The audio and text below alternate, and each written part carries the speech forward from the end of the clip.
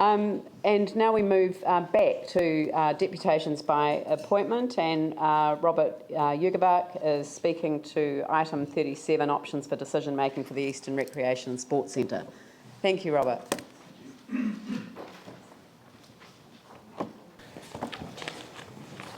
Morning all. And that's on your supplementary agenda, everyone.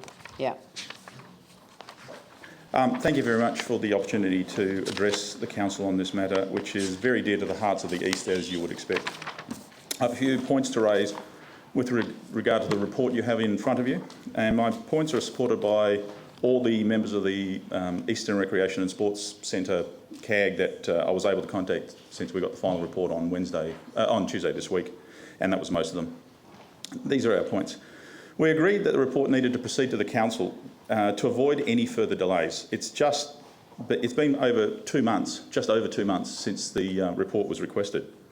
Urgency for the Eastern Recreation and Sports Centre has only increased since the announcement of a 3-year delay of the Metropolitan Sports Facility so far, and we don't know whether other delays will accrue as they do more investigation.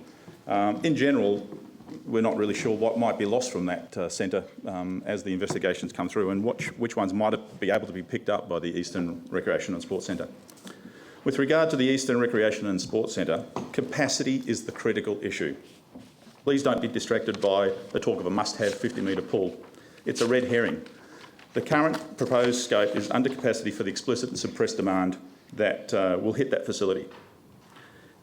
Just for your information, I saw a draft of that report. There were 5 options which covered the broader range, but option 2 appeared as at the suggestion of the CAG as a compromise between what was a full review of the scope by the CAG and the option 3 that you have in front of you.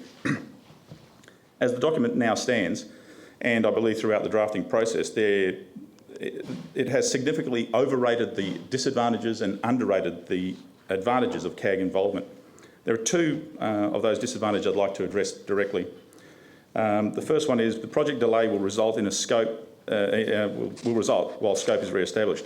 To our mind, this could have been done quite easily in the 2 months it's taken to get this report to Council. So it's slightly frustrating that we're back here. I'd like to point out that the majority of that time had nothing to do with the CAG. There was no delays from CAG responses. The second point that I'd like to talk about is that may create expectations that cannot be fulfilled, e.g. the number and size of pools. I don't believe this is likely, as the community is clear that what we have is a choice of options within a limited budget. Nobody in the community believes that this is a Christmas wish list with an unlimited chequebook. A number of the other disadvantages could easily be managed through appropriate controls.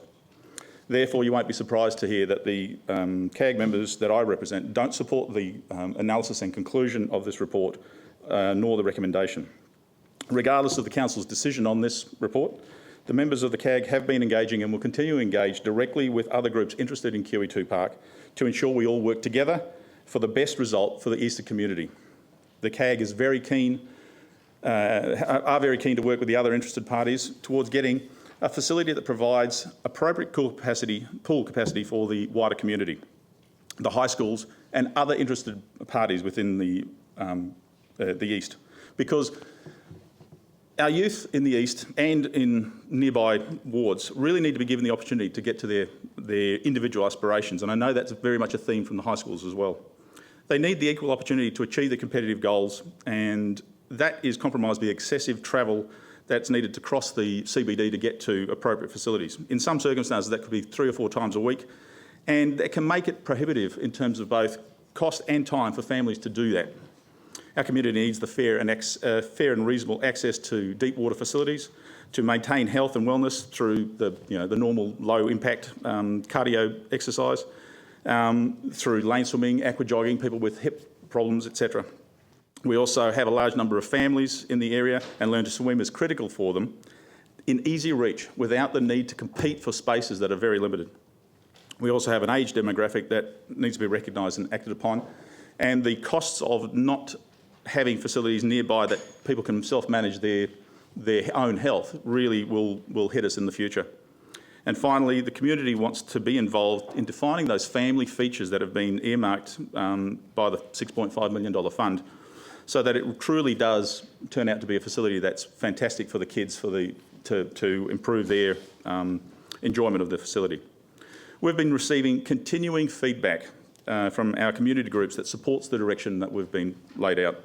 The Council has a choice today to embrace the way of thinking, a new way of thinking and acting with regard to the Christchurch communities, to step up to the challenges of post-quake recovery and the 21st century by truly adopting an inclusive, collaborative partnership model for the community engagement which trusts and respects that all the communities that this council serves, and to regain the trust that has been lost over the years. Or you can follow the recommended approach, which we believe has been shown again and again to be an adversarial, authoritarian and patronising model that divides the community from the council rather than brings them together. It assumes that all knowledge and wisdom resides in the council and that the community does not know what it needs and cannot be trusted with the information to make the hard choices and contribute to a great result. It can only be involved peripherally after the choices have been simplified for a consultation process. This is the time for community-led initiatives. We stand ready to be part of the future council engagement model for the benefit of all. In closing, I'd like to leave you with one piece of feedback we have received recently that neatly sums up the vast majority of opinion that we have and continue to receive, and I quote, "Being a long-term resident living in the east of Christchurch and only a short distance from QE2, the swimming complex was one of the most enjoyable assets we have ever had. To lose this during the February quake was a huge loss, not only for us, but the hundreds of people who use the facility every day. It is appalling to think that now, after over 4 years of fighting for what we rightly deserve, it is still lingering on without any end to this matter being resolved. Please listen to what we want and what we were promised. The east side of Christchurch is one day going to be a thriving community again, with the high schools being built on the same site as QE2. Now is the time to plan this swimming complex sensibly to cater for all the young people, middle-aged and elderly people who will be using this facility for many years to come." Thank you very much. Thanks very much, Robert. And I would like to say that I don't think that there's anyone around this table that wouldn't want to express gratitude for the input of the Community Advisory Group. The process has itself, had complications, as you and I have had discussions about it before. But the valuable contribution of voluntary time is appreciated. So I kind of want to say that from the outset. In terms of the Eastern Sport and Rec Centre, the comment that you just read out, I think is a very good starting point. It's great news that the schools are co-locating with the Eastern Sport and Rec Centre, right? Absolutely. Yeah. There is absolutely no question. If you put your mind into a positive mode and think about how, if the community gets together, plans how the site is going to be used and how to then extend that site out into the red space, the red zones and the all the ideas about a wilderness area,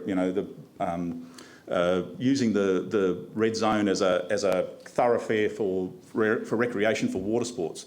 You've got QE2 in just about the key point. It's the keystone to that, and you can just start with the schools and the Eastern Sports and Recreation Centre and start building out. But what you have to do is take a look at the whole thing and say, here are all our needs. How do we accommodate them in the site we've got? What's the best way to start it? And perhaps, some sort of an arrangement where the schools are on one side, there's some shared facilities, there's the Eastern Recreation and Sports Centre, and then that flows into green space, sports fields, wetlands, the whole lot. It could turn into something spectacular for the East. And the fact that we've got all that investment waiting to happen in the East will be, I suppose, just the marker to the community that, right, we've got started. We are actually doing something. And, we've heard people who are frustrated, they're stressed. And even yesterday's, the last speaker I was watching on live stream was saying how the stress is now starting to take its toll on the community. Just the stress of needing to fight for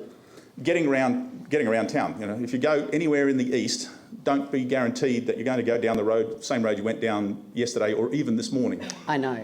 There's all of that has been wearing on the community. So we need to see some positive stuff going through, and the community wants to be part of that, really involved in it. And I'm sorry, I'm getting slightly passionate about it because I think it's fantastic. I want you to be passionate about it, Robert. That's the whole point. I think it's a positive thing, but we need to be careful how it works. I couldn't have been more excited when I heard that the schools were going to locate at QE2, because I thought, this is it, you know. I know there are people in that area who've been wanting a high school in that part of town for a very, very long time. Yep. And now they've got 2 high schools. Single-sex education is an option that a lot of parents would choose for their kids. But it's going to have the sort of kind of its bigger bangs for your bucks, as it were. And the Eastern Sport and Rec Centre isn't just an aquatic centre, is it? No. I mean, it's a recreation centre as well. And it's the starting point you could build on as the years go by. We know we have a limited budget, but we need to get it right. We need to plan how the whole thing is going to work properly, so that we can easily add to it, so that we don't get people disadvantaged with access, that the schools have what they need. Personally, my family is right in the centre of this argument because I have 2 children that would benefit from those high schools, and we are all 4 of us swimmers. So, you know, and I'm by no means the only person in the East that is in that situation or very close to. But we have a broader range of people as well. So catering for those needs and having a balanced view where the community contributes is really the key thing. That's why we support option 2 rather than option 3 in the paper you have in front of you. But having the criteria kind of spelt out, like you've just said, we want a place for the Eastern Sport and Rec Centre where it can grow over time if there's further to be added to it. You see, that affects where it would be located. Yep. You know, the schools have needs too. Yep. We've actually also got a road that's already through there, but it's not used as a road. I never even thought of it as a road. That creates other options as well. Would the buses travel down that road instead of continuing down Travis Road, isn't it? Yeah, it goes down. Yeah. So, you know, so all of these options, but that's the conversation that we now want to kind of spark up and develop. But we have to engage the schools and the ministry in that debate as well.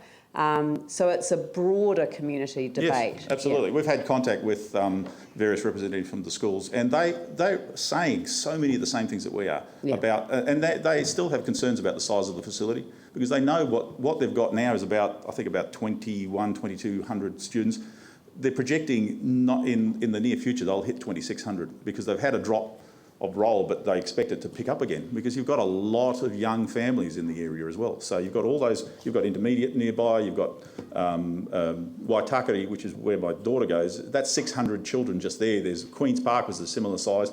There are a number of schools around there. There's a lot of suppressed demand, and they have these funny little above ground plastic swimming pools to do their swim training. And I'm sorry, you know, I possibly get wet to the knees if I stand in it. They're pretty shallow things, but that's all we have at the moment. They fit the category better than nothing, but that's exactly right. But just yeah. So I mean, that's really where we're coming from. We still see this as positive. We still want to be involved. You know, this is not about getting at anybody or being negative. It's about contributing to and being part of it, and having the community and the council work together and in as positive way as possible, and that's really why we've gone this way. Sorry. Yeah, no, thanks, Robert. Well, that's time. So I mean, I've of course dominated as usual. So thank you very much. I'm just as passionate about it as you are. So, all right. So let's move on.